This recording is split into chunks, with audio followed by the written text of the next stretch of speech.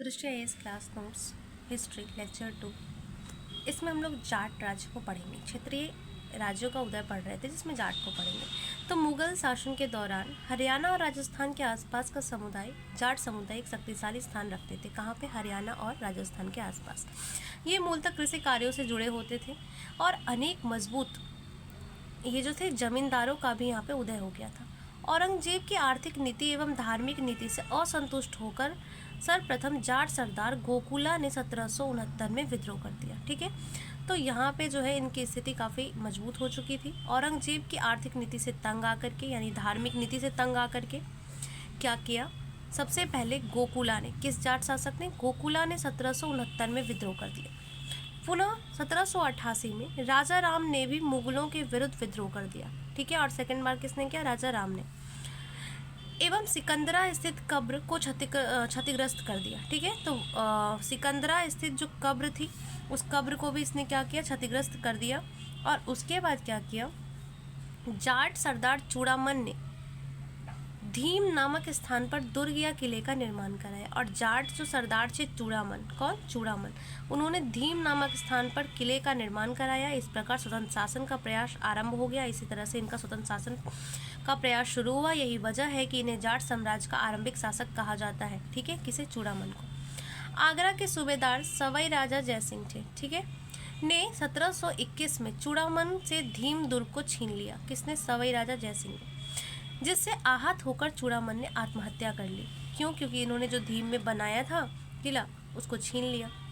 इसके बाद बदन सिंह शासन बने और इसके बाद जो शासक बने वो बने बदन सिंह, जिन्होंने जाट शक्ति का विस्तार किया। इन्होंने दीग, वेद, कुंबेर, भरतपुर में किले और दुर्गों का निर्माण कराया। ठीक है, बदन सिंह ने कहाँ कहाँ? दीग, वेद, कुंबेर, भरतपुर में। इसके अलावा नादिर शाह के आक्रमण के बाद जो है यह स्थिति कमज़ोर हो गई और दिल्ली का फ़ायदा उठाते हुए आगरा और मथुरा पर भी नियंत्रण कर लिया। ठीक है, तो इन्होंने देखा कि इसके अलावा क्या हुआ कि नादिर शाह के आक्रमण के बाद दिल्ली की स्थिति भी कमज़ोर हो गई। ठीक है, तो दिल्ली का फ़ायदा उठाते हुए इन्होंने आगरा और मथुरा पर भी नियंत्रण कर लिया। इसी प्रकार इन्होंने भरतपुर राज्यों की स्थापना की। इन्हें जाट राज्य का वास्तविक संस्थापक कहा जाता है।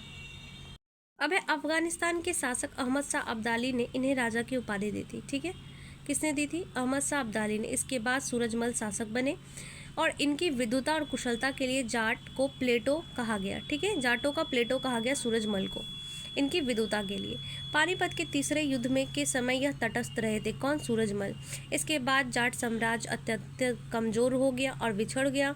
ठीक है, और 1505 में जाट शासक रंजीत सिंह ने अंग्रेजों की अधीनता स्वीकार कर ली। ठीक है, जाट शासक रंजीत सिंह ने अंग्रेजों की अधीनता स्वीकार कर ली। उसके बाद आता है आमेर।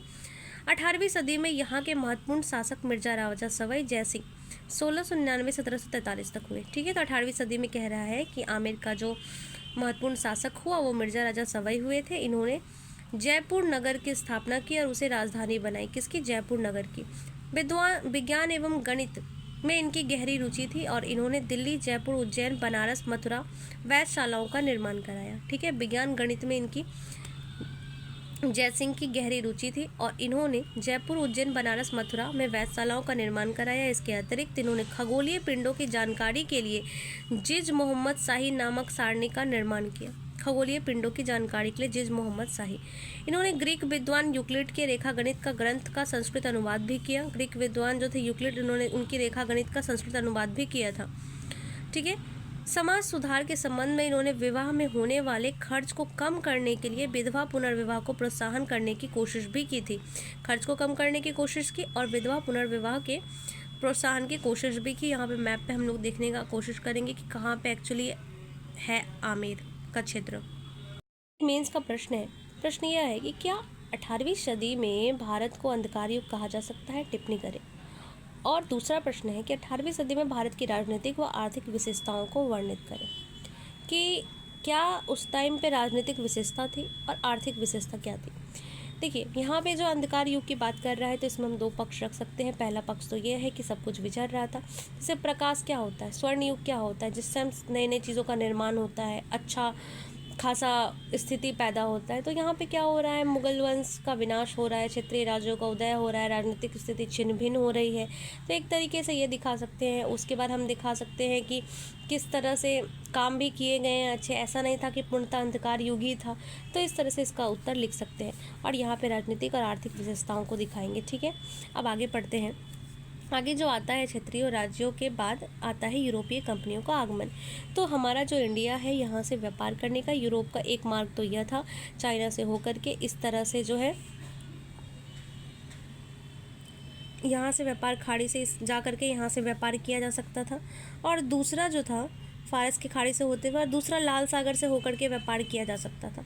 लेकिन फिर क्या होता है, उसके बाद जो है खोज होती है एक समुद्री मार्ग की, जो डायरेक्ट समुद्री मार्ग है, जो इसमें व्यापार कर सकते हैं जिस मार्ग से। ठीक है, और इस मार्ग की खोज के कारण क्या थे, क्यों भाई खोज किया गया, इसके पीछे क्या कारण हो सकते हैं और किस तरह से इसकी खोज हुई, उसके बारे में पढ़ेंगे। और यूरोपीय कंपनियों का आगमन कैसे हुआ। देखिए, आगमन के कारण देखें तो भारत और यूरोप के बीच प्राचीन काल से ही व्यापक संबंध रहे थे और यह यूरोप के लिए फ़ायदेमंद था। हालांकि भारत और यूरोप के बीच कोई सीधा समुद्री मार्ग नहीं था, व्यापार मूलतः दो मार्गों से संचालित होता था। एक मार्ग फारस की खाड़ी होते हुए इराक एवं तुर्की को शामिल करता था, जहां से फिर यूरोप के सामान पहुंचाया जाता था।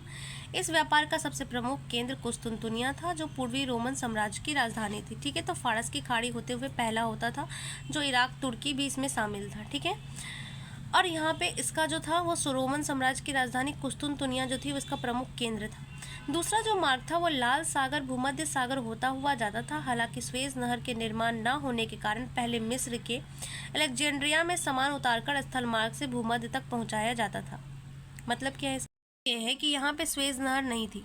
तो स्वेज नहर जब नहीं थी तो यहाँ पे लाल सागर से आते हुए भूमध्य सागर में जाते हुए बीच में यहाँ पे मिस्र में क्या करता था, सामान को रखा जाता था और कुछ दूरी तक क्या होती थी, स्थल मार्ग से जाया जाता था और पुनः फिर जाया जाता था समुद्री मार्ग से, इस तरह से व्यापार करने के लिए।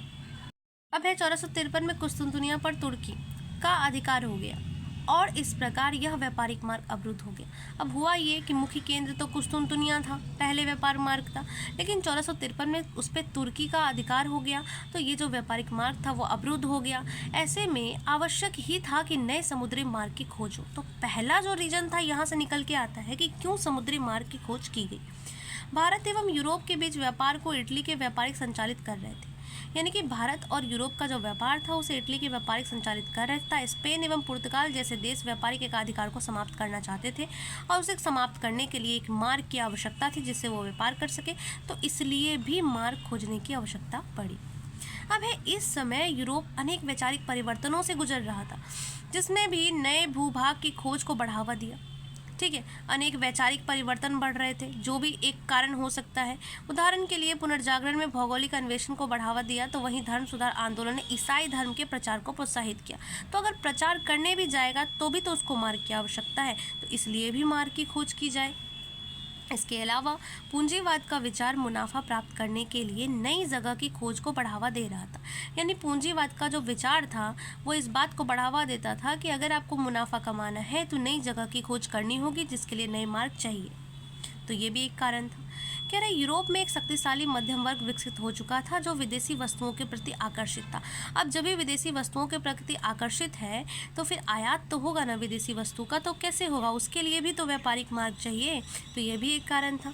इस प्रकार अनेक सम्मिलित कारकों ने भारत पहुंचने के नए मार्ग की खोज को प्रोत्साहित किया और ये सारे कारण थे जिसकी वजह से ये जो मार्ग जो है उसको खोजने के लिए क्या हुआ, प्रोत्साहन मिला। अंततः 1498 में पुर्तगाली यात्री वास्को डी गामा ने कैप ऑफ गुड होप होते हुए केरल के कालीकट यानी कोझिकोड तट पर पहुंचा।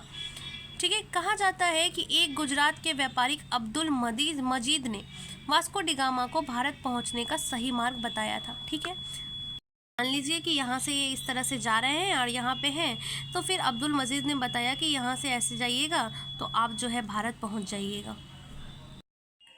आगे देखिए, तो कह रहा है कि वास्को डी गामा को भारत पहुंचने का सही मार्ग बताया।